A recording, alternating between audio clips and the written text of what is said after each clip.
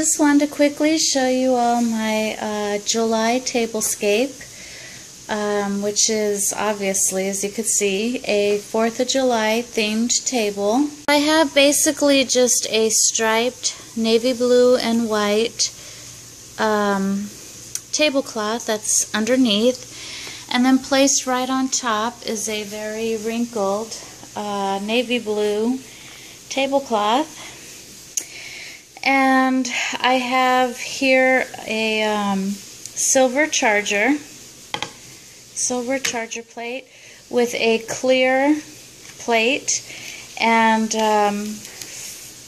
these flag plates that I found. And then here I just have some mason jar glasses that look like this. And what I've done is I've taken also a flag print napkin and then just put silverware right inside, so it looks like that. And then I thought these were really cute only because they had the red, white, and blue, but they're the old school looking Pepsi bottles, so I thought they'd look cute on the table, and I purchased those as well. And I also have the original All-American Cracker Jack boxes of caramel popcorn, and I just thought those were cute as well. They have the red, white, and blue, so, and because they're All-American, I thought I'd put those on the table as well. And then I just have 2 candles and then another mason jar with just miniature flags that I just dropped in there. And that's basically it as far as what I've done with the table. I also just wanted to quickly show you my nails, and I basically just made red and white stripes on 2 fingers and then navy blue on the other. Alright, so I just want to do a quick grocery haul, 4th of July grocery haul, since they're really popular. And I too also like to see other people's groceries. Strangely enough, people like to see that on YouTube. But at any rate, I will show you what I got. And then also throughout the day as I make stuff, I'll show you what I've got going for the 4th of July this year. So we'll start back here, and basically I just have salt. We ran out of salt, so I bought that, and apple cider vinegar. That's for the marinade on the ribs. And then also apple juice. That is what I spray my ribs with. I purchased some hickory wood chips. And back there is some ground pork for some barbecued meatballs that I do as a side dish. And then I have EVOO, as Rachel Ray would call it, extra virgin olive oil. I have a 3-pack of baby back ribs here. And I also have M&M's for chocolate chip M&M cookies, and what I'm going to do is just basically pull out all the red and blues, so hopefully there's enough at least for a batch. They didn't have any, you know, normally they have seasonal M&M's, but I didn't find any 4th of July colors only, so that's what I bought. And then I have melting white chocolate for later on tonight for a hot white cocoa with lemon heads, and I know it sounds weird, but it's actually quite delightful. And this is already sliced up. This is blue cheese slices for blue burgers. And then I have dry copa. This is a dried cured beef. I have bacon back there, and I also have a 3 queso or 3 cheese platter here. This is for the cheese plate, and these two things go together, as well as the feta and the goat cheese with herbs. And then I have lots of spices for the dry rub on the ribs. I have apples. This is lettuce and tomatoes for the burgers. Zucchini. Also bought eggs and hamburger buns, hot dog buns. These are Juanita's tortilla chips. I bought clams for the clam dip. Back here I purchased for macaroni salad. I purchased these macaroni noodles. And then I also have a red velvet cake mix for a dessert that I'm doing. Brown sugar for the dry rub on the ribs.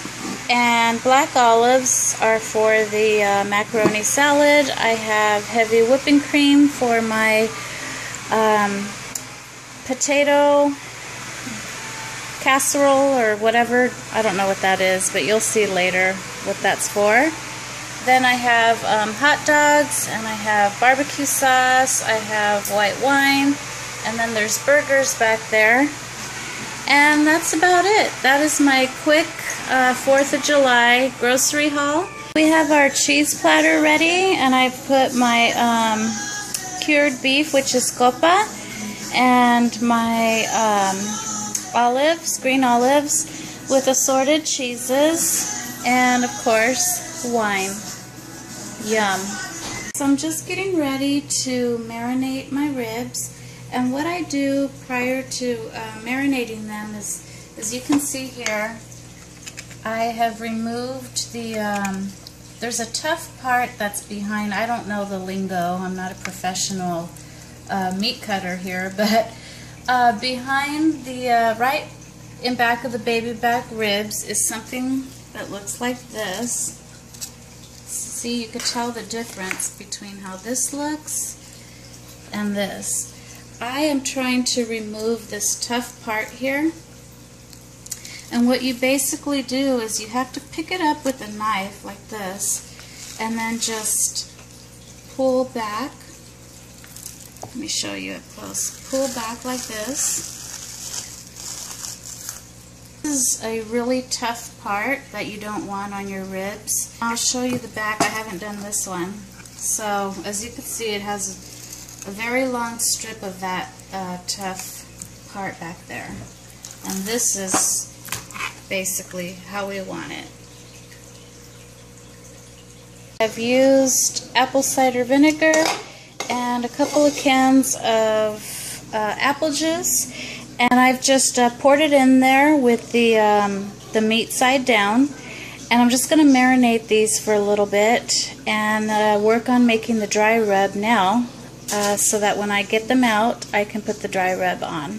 Alright, so I've taken the ribs out of the marinade, and I am now patting dry all the ribs. You want them to be completely dried.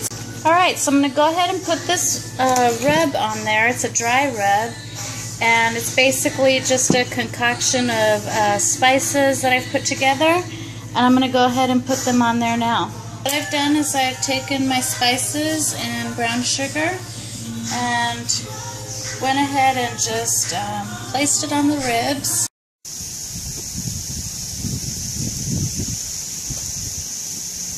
Another thing that I do is I like to spray my ribs to control the flare-ups that are on the grill. And a good way to do that is to put, what I put is apple juice. Some people use water, different things, but I put apple juice in a spray bottle, and this is left in the kitchen. It's completely and only designated for grilling. And I put the apple juice inside, and I begin to spray the ribs or whatever meat that I'm cooking. Not only makes the meat moist, but it also controls a lot of the flare-ups that you get on the grill, which make your meat burn really easily, even though the meat's not cooked inside yet. the outside is completely burnt. So by spraying your meat, it will control that. So I've cooked on the grill the ribs, and only halfway, because what I'm going to do now is I've taken a huge piece of foil and I have placed butter on the foil in the center, and as well as brown sugar. You can also put honey as well. And what I'm going to do is just place the ribs right on top and then cover it up and put it right back on the grill. Okay, so I've taken the ribs off of the grill and just opened up the foil, and as you can see, there is a nice layer of crisp on top, really nice, and that's what we look for in our ribs, and we cannot wait to dig into them. Yummy. Yum. Oysters. This is the smallest mussel I think you probably are ever going to see. Look at how small that is. It's smaller than a dime. Eat it. It's good. Get up close. You don't want it on your island here. Ready? 1. We'll give you $100. 3. Eat all. Oh. Eat it. Do it. It's Do good. it. Do it. No. Do it. I can't eat it if I Yes. Do it. It's It has good. lemon and tapatio. That's Yum. what Maya does. It's so tasty. Ceviche. Yummy. Shrimp. Eat the whole thing. That's how it's supposed to be eaten. Yeah, eat Yeah, the whole just thing eat and the then whole you can thing. spit it out. I like the smell of that. It's just like meat. Is it good? Well, I managed to pull out all the red and blue M&Ms because apparently M&Ms didn't have... They usually have seasonal M&Ms, like if it's Easter, they have all the pastel colors, or Christmas, they have red and green. They're real good at having seasonal candies, but they didn't have 4th of July edition, apparently. So I've pulled out all the red and blues, and I have chocolate chips here, and I'm going to make chocolate chip M&M cookies. Here it is, the cookie dough with the blue and red M&Ms and the chocolate chips. So the red velvet cake is done. We've made our cheesecake concoction. This is going to be a non-bake cake, so we don't have eggs or anything in it. It's basically just cream cheese and sugar. So that's basically what we are trying to accomplish here. And the bottom layer will be a red velvet cake, and then the top layer is going to be a blue cheesecake, and the whipped topping will surround the cake itself. Alright, so we are just spreading this on. Ari, you want to do it? We have the whipped topping, and luckily for us, this already comes with it's a piping kit. So it has that, and we're just going to pipe on the whipped topping. Alright, so we've already piped it, and now we are just going to leave it in the freezer until we're ready to bring it out to eat. Alright, so I've boiled my potatoes, and I've cut them up. They're already softened, and basically what this dish is just the same ingredients as if you'd have a baked potato. So all that needs to do is them going in the oven for everything to come together. So I've put salt and pepper, same thing that you would put on a baked potato. I'm going to add butter, some heavy whipping cream. I put a blend of shredded cheese, which is, cheddar and mozzarella. I've added my heavy whipping cream and then some butter, as you can see there. And I'm just going to mix this up and put the cheddar cheese. Alright, so I have added green onions and because I like green onions in my baked potato or chives. And then I added bacon because I also love bacon in my baked potato. And I'm just going to mix this together. I'm going to layer it again with cheese and put it in the oven. Chicken looks absolutely delicious. The blue burgers are done, and basically what I've done is grilled some burgers and placed these pre-sliced blue cheese slices on there. Patriotic. You should be able to do something. But the action is here. You're not too little to do something. There you go. And there you go. He already got comfortable. You could do the sparklers.